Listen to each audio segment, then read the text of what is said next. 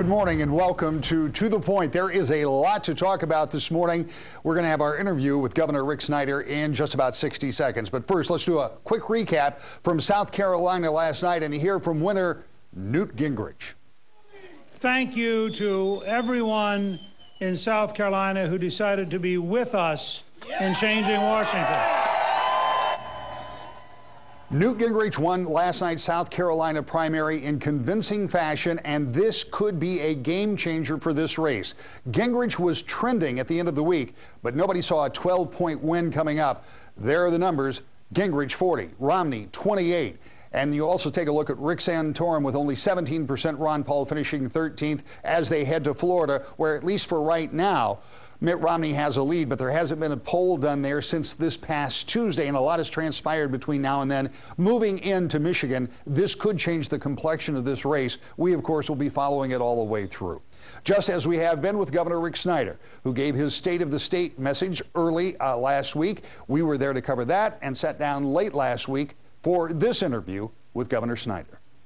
Governor, let's talk about a lot of initiatives that you laid out in the State of the State, but I want to go to something you did after the State of the State first.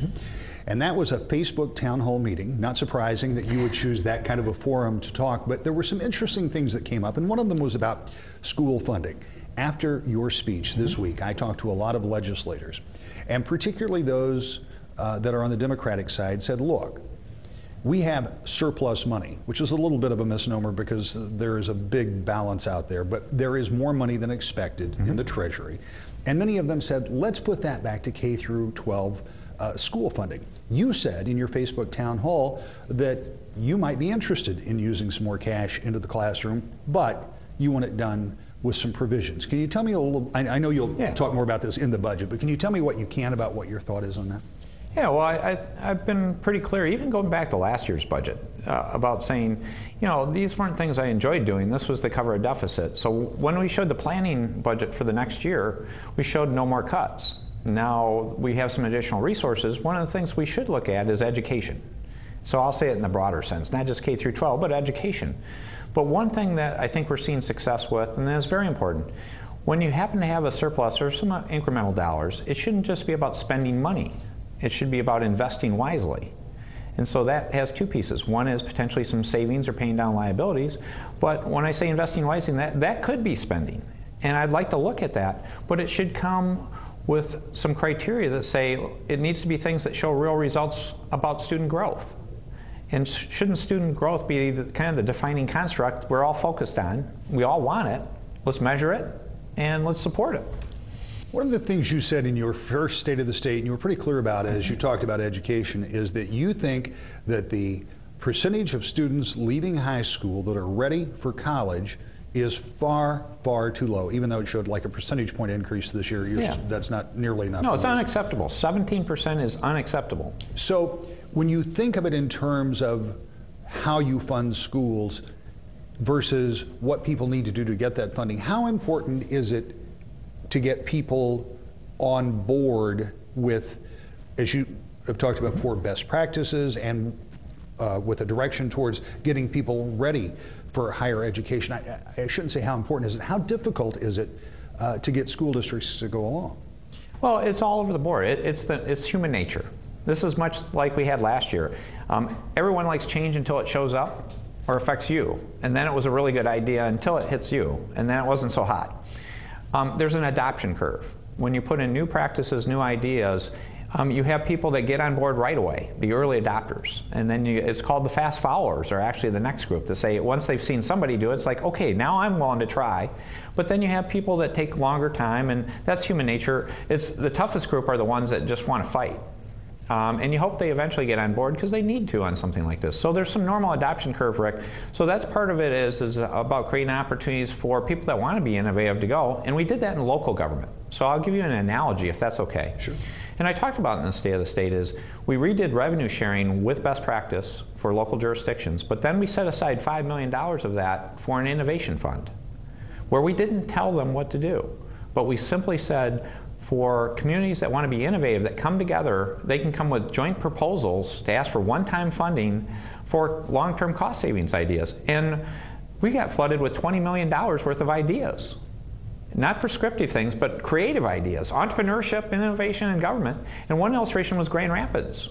Grand Rapids, Lansing, and Flint came together to say, let's jointly process income tax returns that were ending up saving money. So we're happy to support that.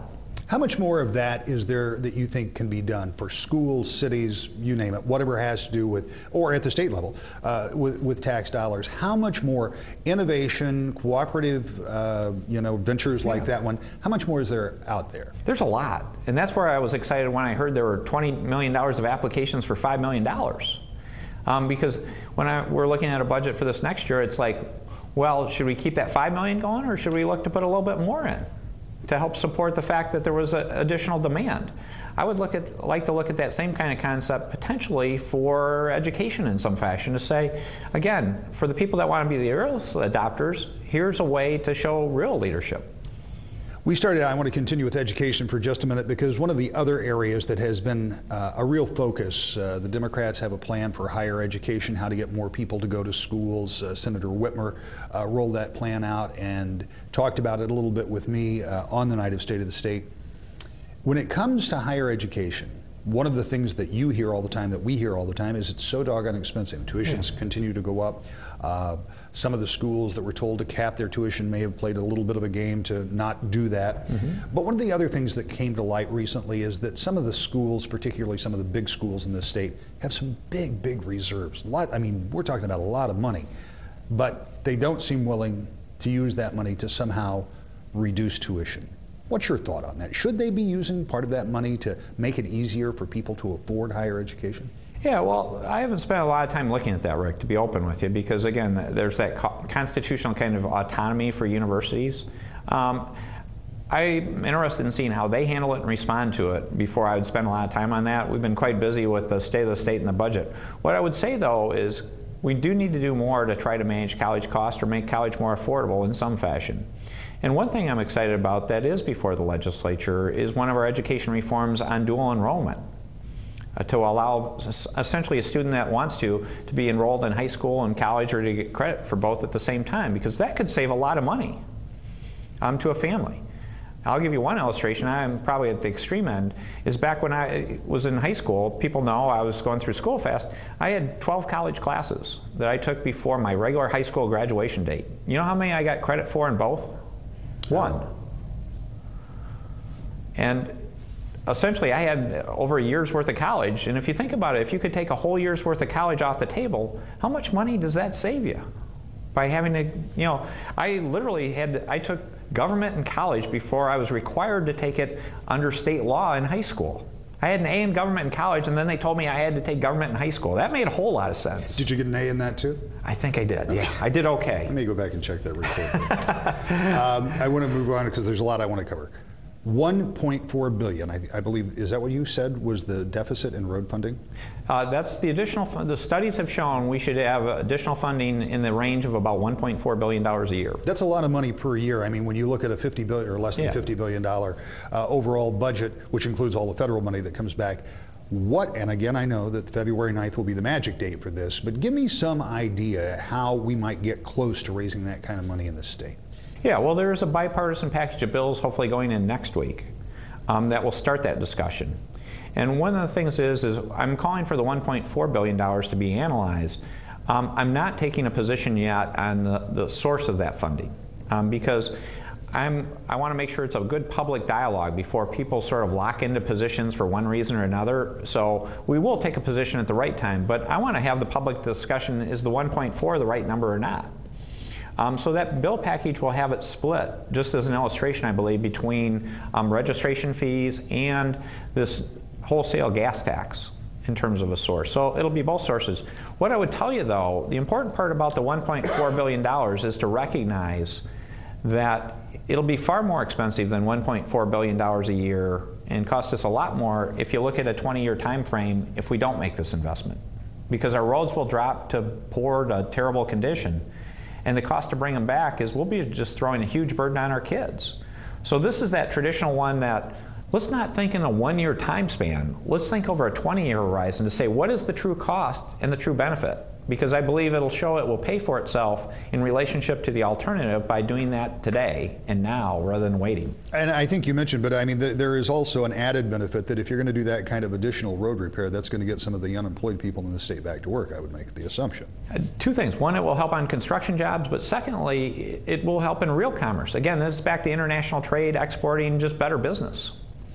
So talk to me a little bit about another provision you talked about. You're going to make this message in March, but you talked about crime and public safety. Yeah. That crime is still too high. We have a number of cities that are way too high on the list, and you're going to make a public safety message. But to the degree that you can, talk to me, is that public safety from the state perspective, the MSP, or is it a more cooperative effort with cities and local governments? Yeah, it's a cooperative approach. It's basically to say, if you looked at it, to have 4 of the most violent cities in the U.S. of the top 10 in Michigan isn't right. You have Flint, Pontiac, Saginaw, and Detroit. And we need to do something about that. And I believe as Michiganders we need to do something about that. So I want to have this public safety message, and it will focus in on 3 areas. One is what we can do to increase law enforcement on the street or in the field. The second one is what reforms can we do in the criminal justice system with the courts, prosecutors, teamwork to be more efficient, to show better results. So again, best practice. And the third one is a jobs component. Because ultimately when you look at this, in many respects, the best way to stop a crime is to have someone have a job so they don't get on that path to begin with. One of the questions I got several different times, you talked about, or it has been talked about personal property tax and about some changes to that. Clarify who you're talking about when you talk about personal property tax. I'm happy to, because I like to narrow it down, because personal property tax is a very confusing topic for people in the area and not in the area. There are really 3 categories. There's a utilities piece, there's a commercial piece, and there's an industrial piece.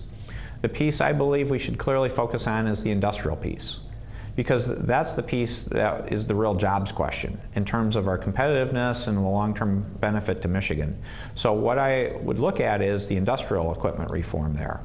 And it is something that causes problems. Local jurisdictions will tell you it's something that keeps them, holds them back from bringing in new companies in some cases. So they also understand it, but the challenge is it's mainly a revenue source for them. Right. So that's why I've been so careful about this, is to say this shouldn't just be the state telling local jurisdictions this is the answer.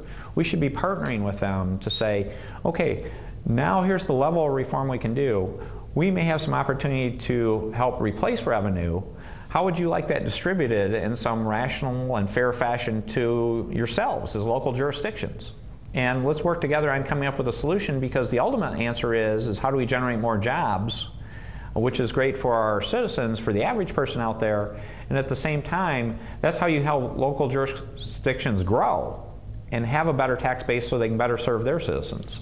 More of our conversation with Governor Rick Snyder when we return to The Point.